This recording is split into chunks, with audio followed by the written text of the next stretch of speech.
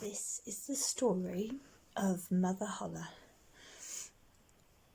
There was once a widow who had 2 daughters, one of whom was pretty and industrious, while the other was ugly and idle. But she was much fonder of the ugly and idle one, because she was her own daughter, and the other, who was a stepdaughter, was obliged to do all the work and be the Cinderella of the house. Every day the poor girl had to sit by the well on the roadside and spin all day long. Now, one day, as she was spinning, it so happened that the shuttle fell into the well. She began to weep and ran to her stepmother and told her of the mishap. But she was scolded very sharply. "Since you have let the shuttle fall in, you must fetch it out again." So the girl went back to the well and did not know what to do. And in the sorrow of her heart, she jumped into the well to get the shuttle. She lost her senses, and when she awoke and came to herself again, she was in a lovely meadow, where the sun was shining and many thousands of flowers were growing.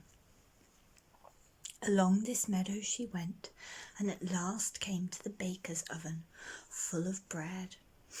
And the bread cried out, "Oh, take me out, or I shall burn. I have been baked a long time." So she went up to it and took out all the loaves, one after another, with the bread shovel. After that she went on until she came to a tree covered with apples, which called out to her, "Oh, shake me, we apples are all ripe." So she shook the apple tree till the apples fell like rain, and went on shaking until they were all down. And when she had gathered them in a heap, she went on her way. At last she came to a little house, out of which an old woman peeped. But she had such large teeth that the girl was afraid, and was about to run away.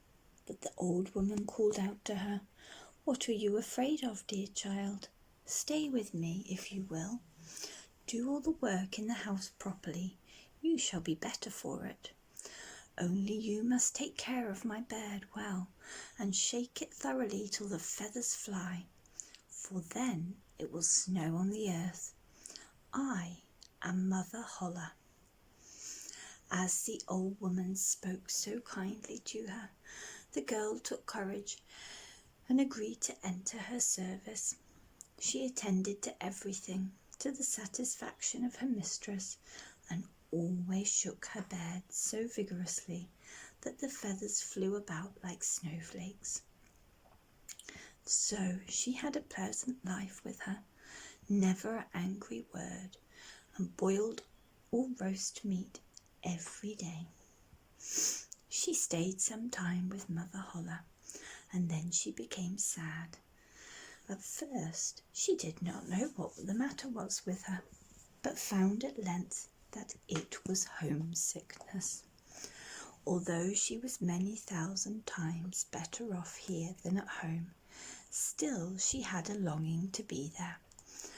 At last she said to the old woman, "I have a longing to go home, and however well off I am down here, I cannot stay any longer. I must go up again to my own people." Mother Holle said, "I am pleased that you long for home again, and as you have served me so truly, I myself will take you up again." Then she took her by the hand and led her to a large door. The door was opened, and just as the maiden was standing beneath the doorway, a heavy shower of golden rain fell, and all the gold stuck to her, so that she was completely covered over with it. "You shall have that because you have been so industrious," said Mother Holle, and at the same time she gave her back the shuttle which she had let fall into the well. Thereupon the door closed, and the maiden found herself up upon the earth, and not far from her mother's house. And as she went into the yard, the cock was standing by the well side, and cried, "Cock-a-doodle-doo, your golden girl has come back to you." So she went in to her mother, and as she arrived thus covered with gold, she was well received by her and her sister. The girl told all that had happened to her, and as soon as the mother heard how she had come by such wealth, she was very anxious to obtain the same for the girl, who was ugly and lazy. She had to seat herself by the well and spin, and in order that the shuttle might be fallen in, she pushed it in herself and made the girl jump in afterwards. She came like the other to the beautiful meadow and walked along the very same path. And when she got to the oven, the bread cried out again, "Oh, take me out, or I shall burn. I have been baked a long time." But the lazy thing answered, "As if I had any wish to make myself dirty."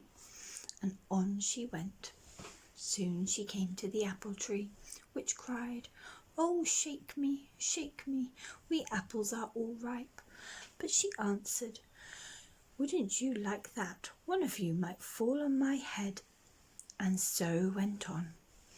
When she came to Holle's house, she was not afraid, for she had already heard of her big teeth, and she offered to work to her immediately.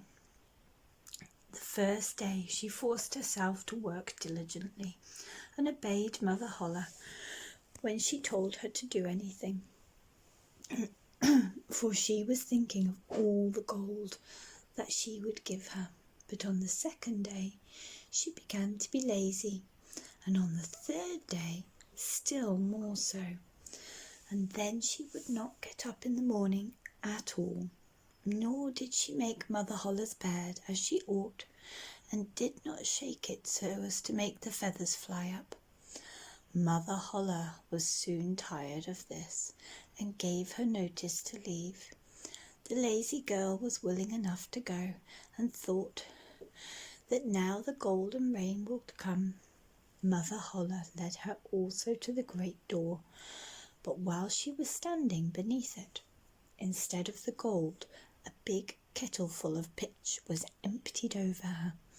"This is the reward for your service," said Mother Holle, and shut the door.